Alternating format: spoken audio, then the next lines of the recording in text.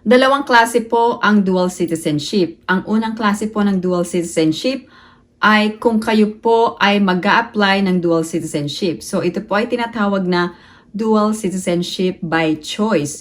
So ang pangalawang klase po ng dual citizenship ay ang tinatawag na dual citizenship by operation of law. So ibig sabihin, hindi nyo na kailangan mag-apply ng dual citizenship dahil kayo po ay automatic na dual citizen. Sino-sino ang pwedeng mag-apply ng dual citizenship? Ang dual citizenship by choice ay para sa mga natural-born Filipino. Kung kayo po ay ipinanganak sa Pilipinas bilang isang natural-born Filipino, pwede po kayong mag-apply ng dual citizenship. Ang basehan ay ang tinatawag na Republic Act No. 9225 o ang Dual Citizenship Law. Idinideklara nito na ang mga natural-born Filipino na nakakuha ng foreign citizenship through naturalization ay pwedeng mag-eligible sa pag-acquire or pagre-retain ng kanilang Filipino citizenship. So, kailangan pong mag-reacquire ng Filipino citizenship kapag kayo ay naging foreign citizen. Pero, kailangan nyo pong mag-oath-taking para maging Filipino citizen again. Sino-sino ang mga natural-born Filipino? Kapag kayo ay legitimate child born before January 17, 1973, kailangan ng inyong ama ay Filipino citizen na nakalagay sa PSA birth certificate. Kapag hindi Filipino ang inyong ama, ang bata ay dapat mag-elect ng Filipino citizenship upon reaching the age of majority or kapag na-reach na ang 18 years of age.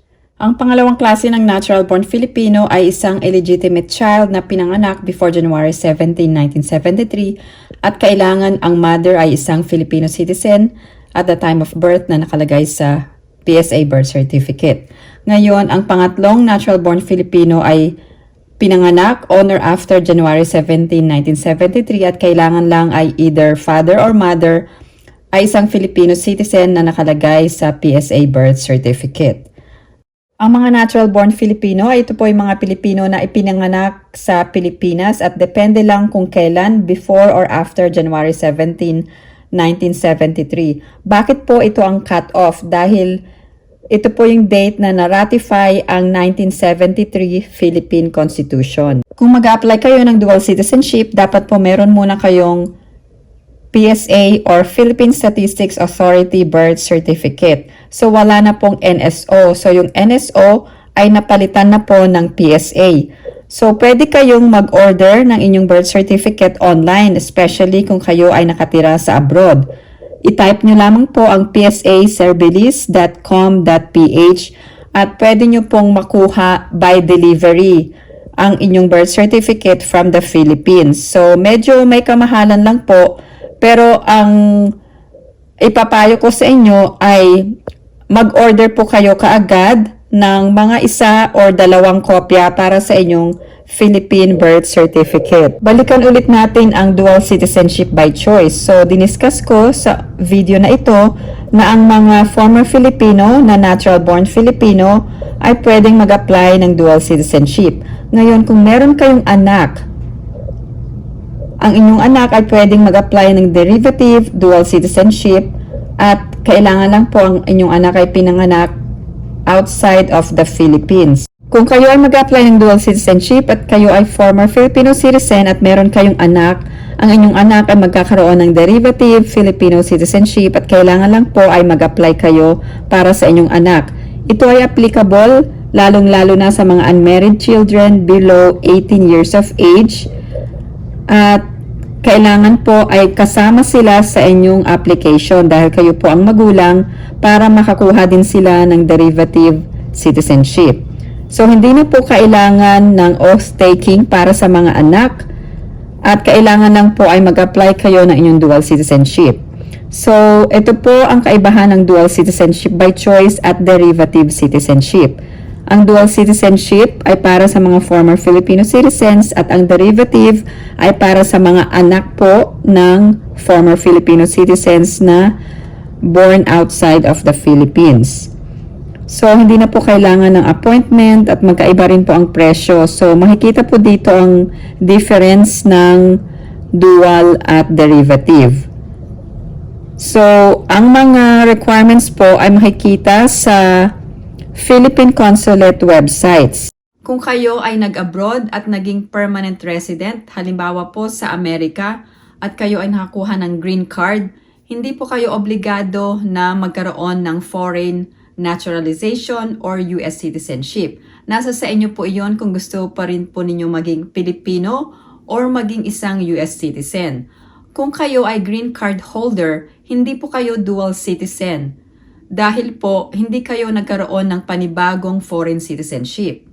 So, ang pangalawang klase po ng dual citizenship ay ang tinatawag na dual citizenship by operation of law. So, ibig sabihin, hindi nyo na kailangan mag-apply ng dual citizenship dahil kayo po ay automatic na dual citizen. Pero hindi po ibig sabihin na wala na kayong gagawin. Meron kayong gagawin para makuha ang automatic or dual citizenship by operation of law. Tignan natin ang iba-ibang senaryo sa pagkakaroon ng dual citizenship. Meron pong dalawang senaryo sa pagkakaroon ng automatic or dual citizenship by operation of law. Ang unang senaryo ay ikaw ay ipinanganak sa Pilipinas at ang iyong magulang ay isang American citizen at ang iyong ina ay isang Filipino citizen.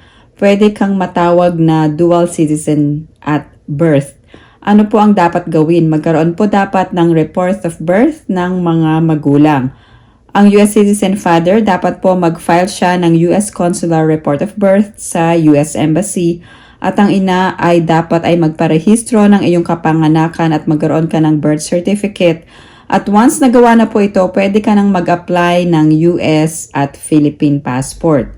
Hindi mo na kailangan mag-apply ng dual citizenship dahil ikaw ay matatawag na dual citizen at birth at ang kailangan mo lang gawin ay mag-apply ng US at Philippine passport.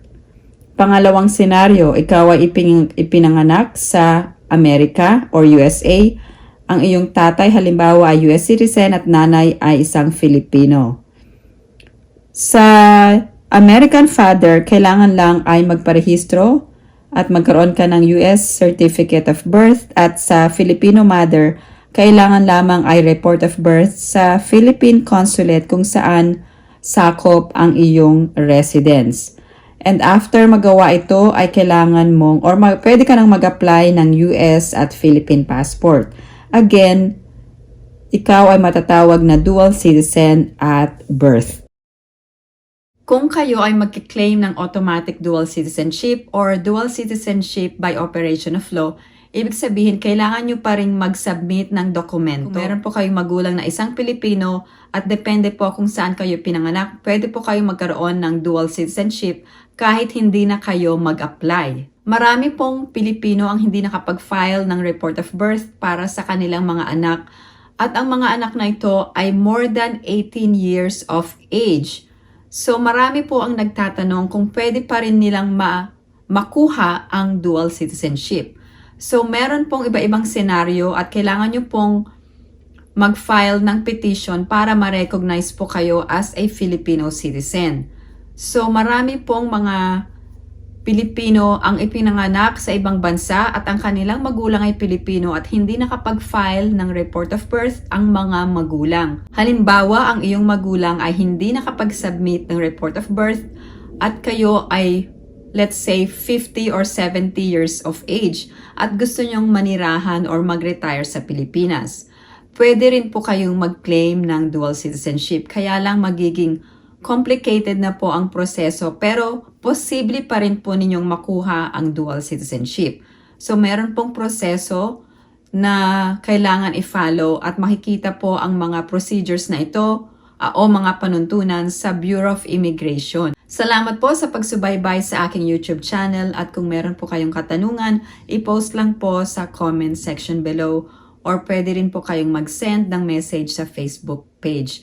Marami pong nagsesend ng message at nag-email sa akin so madedelay po ang aking pag-send ng response sa inyo. So salamat po sa pagsubaybay at huwag niyo pong kalimutang i-like at subscribe ang aking channel at magandang araw po sa inyong lahat.